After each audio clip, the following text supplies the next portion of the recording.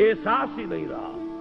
منکرات پھیل رہے ہیں، بے حیائی پھیل رہی ہے، بدعات پھیل رہی ہے، رسومات کے تومار ہے، اور جو کچھ ہو رہا ہے آج کل شادیوں میں وہ سب آپ کو معلوم ہے. یہ سب ہو رہا ہے اور ہمارے جو نہیں ریگ رہی ہمارے احساسات کے اوپر. معلوم ہوا کہ وَلَيْسَ وَرَاءَ ذَلِكَ مِنَ الْإِيمَانِ حَبَّةُ خَرْدَلٍ. ہم اس کے زمرے میں آ رہے ہیں. اللہ تعالیٰ معاف فرمائے اور ہمیں ایمان کی تجدید کی توفیق عطا فرمائے. ورنہ حکم تو یہ ہے کہ پھر تو رائی کے دانے کے برابر ایمان نہیں. اب یہاں اس حدیث کی روح سے جو ایک اہم مسئلہ میں آپ کو بتانا چاہتا ہوں وہ یہ ہے، بدقسمتی سے عام طور پر سنی مسلمانوں میں ایک خیال عام ہو گیا ہے، اور وہ خیال یہ ہے کہ اصحاب اقتدار بادشاہ وہ کتنے بھی فاسق ہوں، فاجر ہوں، کچھ بھی کریں، ظالم ہوں، ان کے خلاف بغاوت نہیں ہو سکتی جب تک کہ وہ آپ کو کفر کا حکم نہ دے. اصل میں بعض روایات ہیں محمد الرسول اللہ صلی اللہ علیہ وسلم کی، بعض احادیث جو اس مضمون کی ہے کہ جب تک کفر بوا کا حکم نہ دیا جائے بغاوت نہیں ہو سکتی. ان احادیث کی وجہ سے بہت سے لوگوں کا یہ خیال ہوا، اور عام طور پر اہل سنت میں یہ خیال عام ہو گیا ہے. میں اسی کا نتیجہ دیکھ رہا ہوں. میرے لیے آج کل یہ مسئلہ بڑا ایک گہرے غور و فکر کا موجب ہو گیا ہے. کیا وجہ ہے؟ شیعہ سنیوں کے مقابلے میں پوری دنیا میں اگر تعداد دیکھیں 1/100 نہیں،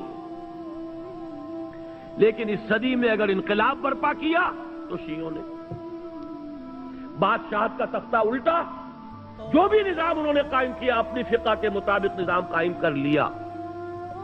پوری سنی ورلڈ، موریتانیہ سے لے کر انڈونیشیا تک، ایسی ایسی عظیم تحریکیں، جماعت اسلامی کی تحریک، تبلیغی جماعت کی تحریک، الاخوان المسلمون کی تحریک، لیکن کہیں بھی انقلاب کے کوئی آثار ابھی تک موجود نہیں، دور دور تک کوئی اثرات نہیں. آخر کوئی سبب ہے؟ اور طلب مسئلہ ہے. وجہ کیا ہے؟ یہ سنی جو ہے یہ سن کیوں ہو کر رہ گیا ہے؟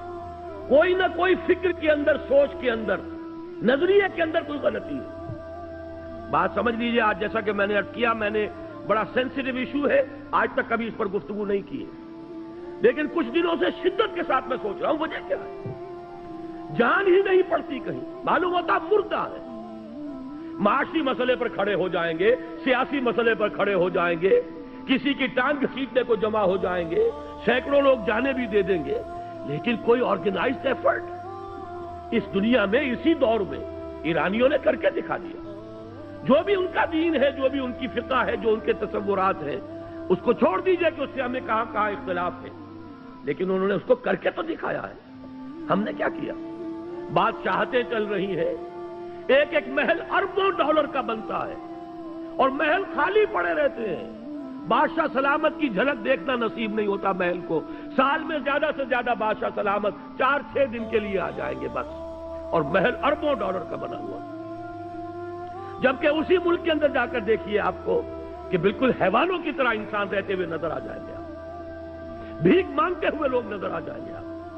حاجیوں سے اور جو لوگ عمرے کے لیے جاتے ہیں، بچے جس طریقے سے لپٹ لپٹ کر مانگتے ہیں، وہ وہاں پہ اب بھی نقشہ موجود ہے. یہ حال کیا ہے؟ یہ نظام ہمارے ہاں کیوں نہیں بدل رہا؟ کہیں سے کوئی حرکت نہیں. خاص طور پر اس دنوں میں مجھ پر یہ سوچ بہت زیادہ طاری ہوئی. اس کی وجہ کیا ہے یہ بھی سن لیجئے. جب یہ جہاد افغانستان بڑی شدت کے ساتھ چل رہا تھا، اب تو یہ کہ اس میں بہت سی صورتحال، بہرحال میں اس پر گفتگو نہیں کرنا چاہتا، اب وہ یوں کہا جا سکتا ہے کوئی قابل رشک حالت میں نہیں ہے، لیکن میں آج سے پہلے کی بات کر رہا ہوں. 1-2 سال پہلے روسیوں کے وہاں سے جانے سے پہلے جو شکل تھی، اس وقت ایک بات متواتر سننے میں آ رہی تھی کہ جہاد افغانستان کا فال آؤٹ، یہ جو ترکستانی ریاستیں ہیں رشیا کی، USSR کی، یہ سمرقند اور بخارا، یہ ریاستیں، ان میں بڑے اثرات پھیل رہے ہیں اس کے. ان میں اسلامی جذبات، دینی جذبات زندہ ہو رہے ہیں، اور انشاءاللہ روس کو لینے کے دینے پڑ جائیں گے. اور افغانستان میں جو کچھ اس نے کیا ہے اس کے نتیجے میں ان تمام ریاستوں میں بغاوت ہو جائے گی. لیکن میں حیران ہوں، بغاوت ہوئی تو نمبر 1 یورپین کنٹریز میں ہوئی، ذرا گرفت کمزور پڑی ہے اگر رشیا کی، یورپ کے اندر ایک ملک، دوسرا ملک، تیسرا ملک، چوتھا ملک، انہوں نے بند توڑ دیے، کھڑے ہو گئے۔ پھر یہ کہ روس کی جو اپنی ریاستیں ہیں، بالٹک سٹیٹس کے اندر، لوتھیانا وغیرہ کے اندر بغاوت ہو گئی، جا کر گورباچوف نے معافیاں مانگی ہیں، خوشامدیں کی ہیں، خدا کے لیے ہم روسی دستور کے اندر سیسیشن کے لیے پروویژن پیدا کر دیتے ہیں، اس وقت جو ہے علیحدہ نہ ہو، آئندہ کے کسی مرحلے کے لیے باقاعدہ ہم دستوری راستہ کھول دیں گے، لیکن اس کا نہیں۔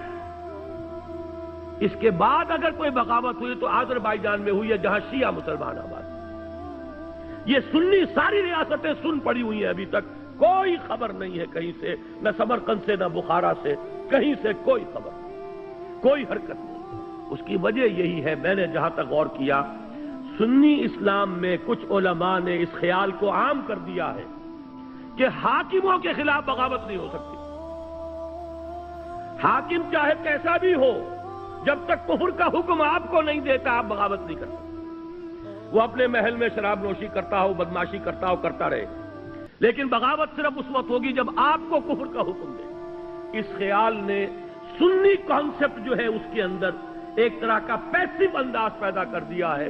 وہ ایکٹیو انداز جو چیلنج کرنے والا انداز ہے، وہ آج ہمیں پورے سنی ورلڈ میں کہیں نظر نہیں آ رہا۔ حالانکہ اب نوٹ کیجئے، یہ حدیث بھی تو موجود ہے، من جاہدہم بیدہ فہو مومن۔ لیکن یہ کہ ہوتا کیا ہے احادیث کے ضمن میں، جیسے قرآن مجید میں ایک آیت آپ لے لیں، دوسری آیتیں چھوڑ دیں تو آپ کا راستہ جو ہے ٹیڑھا ہو جائے گا۔ ہر شخص کو دیکھنا ہے اس مضمون میں کون کون سی آیتیں آئی ہیں، کہاں کہاں آئی ہیں، ورنہ تو یہ لا تقربوا الصلاۃ وانتم سکارا، انتم سکارا چھوڑ دیجئے تو نماز کے قریب نہ جائیے۔ حدیث میں جہاں وہ حدیث موجود ہے کہ جب تک وہ کفر کا حکم نہ دے بغاوت نہیں کر سکتے، وہاں یہ حدیثیں بھی تو موجود ہیں کہ جب وہ لوگ ہوں برسر کار کہ جو یفعلون ما لا یؤمرون ویقولون ما لا یفعلون فمن جاہدہم بیدہ فہو مومن۔ یہ جہاد بالید کس شے کا نام ہے؟ اگر بغاوت نہیں ہو سکتی، اگر ان کے اختیار کو چیلنج نہیں کیا جا سکتا، تو یہ الفاظ حضور نے کیوں استعمال کیے؟ من جاہدہم بیدہ فہو مومن ومن جاہدہم بلسانہ فہو مومن ومن جاہدہم بقلبہ فہو مومن ولیس وراء ذلک من الایمان حبۃ خردل۔ اپنی اس گفتگو کو میں ختم کرنا چاہتا ہوں امام ابو حنیفہ کا مسلک بیان کر کے۔ امام ابو حنیفہ کا مسلک یہ ہے، یہ اصل میں ہمارے ہاں عام طور پر اہل حدیث علماء نے اس فکر کو عام کر دیا ہے۔ امام صاحب کا موقف یہ ہے کہ فاسق و فاجر حکمرانوں کے خلاف بغاوت ہو سکتی، پہلے سمجھانے کی کوشش کیجئے، امر بالمعروف و نہی عن المنکر زبانی طور پر کیجئے، فَإِن لَمْ يَأْتَمِرْ، اگر اس کا اثر نہ ہو فَبِالسَّيْفِ، تو پھر تلوار کے ذریعے سے انہیں سیدھا کیجئے۔ یہ موقف ہے امام ابو حنیفہ رحمۃ اللہ علیہ کا۔ فقہ حنفی کے اندر اس بات کی اجازت موجود ہے، اگرچہ امام صاحب نے اس کے لیے ایک شرط عائد کی ہے، طاقت اتنی ہو جانی چاہیے کہ کامیابی یقینی ہو جائے۔ یہ نہیں کہ چند آدمی کھڑے ہوں، نعرہ لگائیں، پھانسی چڑھ جائیں، بات ختم ہو جائے۔ پہلے طاقت پیدا کیجئے، دعوت کے ذریعے، تنظیم کے ذریعے، تربیت کے ذریعے آپ ایسی طاقت فراہم کر لیں، پھر یہ ہے کہ بغاوت کی بھی اجازت موجود ہے۔ بغاوت حرام نہیں ہے ہمارے دین میں۔